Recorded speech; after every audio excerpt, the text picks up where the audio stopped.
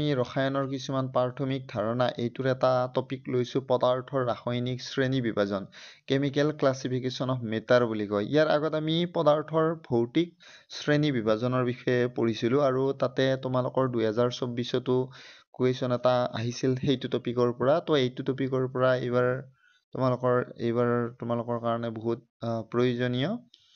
তো সেইবাবে আমি এইটো পুৰা সম্পূৰ্ণ নলেজখিনি তোমালোকক দিয়া হ'ব। এতিয়া টপিকটোৰ নাম কি? পদাৰ্থৰ ৰাসায়নিক শ্ৰেণী বিভাজন। এতিয়া যেনেকৈ পদাৰ্থৰ ভৌতিক শ্ৰেণী বিভাজনত আমি পদাৰ্থৰ তিনিটা অৱস্থাৰ কথা পাইছিলো, সলিড, লিকুইড আৰু গেছ। ঠিক সেইদৰে ইয়াতে পদাৰ্থৰ ৰাসায়নিক শ্ৰেণী বিভাজনত পদাৰ্থবিলাকক আমি দুটা শ্ৰেণীত ভাগ কৰিব পাৰো। মানে পদাৰ্থৰ ৰাসায়নিক শ্ৰেণী বিভাজন কৰিলে আমি দুটা ভাগ পাওঁ ইয়াত। এটা বিশুদ্ধ পদাৰ্থ আৰু এটা হ'ব কি? মিশ্ৰ পদাৰ্থ।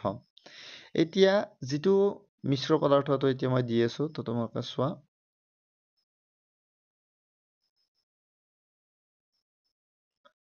এতিয়া তোমালোকে চোৱা বিশুদ্ধ পদাৰ্থ আৰু মিশ্ৰ পদাৰ্থ। এতিয়া তোমালোকে চোৱা মিশ্ৰ মানে কি?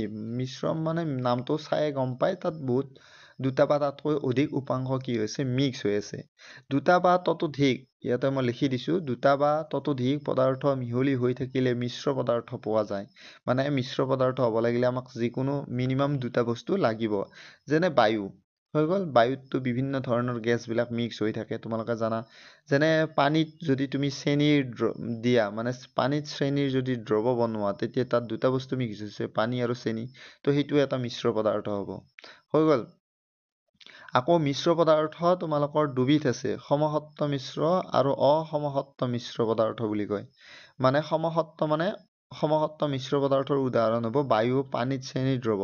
তাৰমানে এনেকুৱা সমসত্ব মিশ্ৰ উদাহৰণ হ'ব, যেনে তোমালোকৰ পানীত যদি মাটি মিহলাই দিয়া, তেতিয়াহ'লে তাৰপিছত নেক্সট বিশুদ্ধ পদাৰ্থ। এতিয়া বিশুদ্ধ পদাৰ্থ একচুৱেলি এক ধৰণৰ কণাৰ দ্বাৰা গঠিত। চ' ইয়াতে বিশুদ্ধ পদাৰ্থৰ ভিতৰত তোমালোকৰ মৌল আৰু যৌগবিলাক পৰে। যেনে যিমানবিলাক মৌল আছে, যেনে হাইড্ৰজেন। এতিয়া তোমালোকে চোৱা সমসত্ব মিশ্ৰ পদাৰ্থ। সমসত্ব মিশ্ৰ পদাৰ্থ কাক বোলে? ইয়াতে মই সংজ্ঞাটো দি দিছো। মিশ্ৰ পদাৰ্থ এটাৰ সকলো অংশতে উপাদান কেইটাৰ মাজৰ অনুপাত একে হ'লে তাক সমসত্ব মিশ্ৰ পদাৰ্থ বুলি কোৱা হয়। যেনে বায়ু।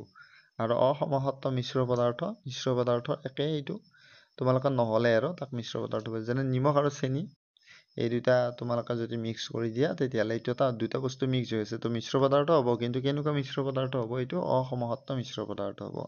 এইখিনি তোমালোকৰ বৰ্ড হ'লে বেছি ভালদৰে বুজাব পাৰি কিছুমান বস্তু। তো ইয়াতে মই জাষ্ট তোমালোকক নোটছখিনি দি দিলো ইয়াতে। হৈ গ'ল।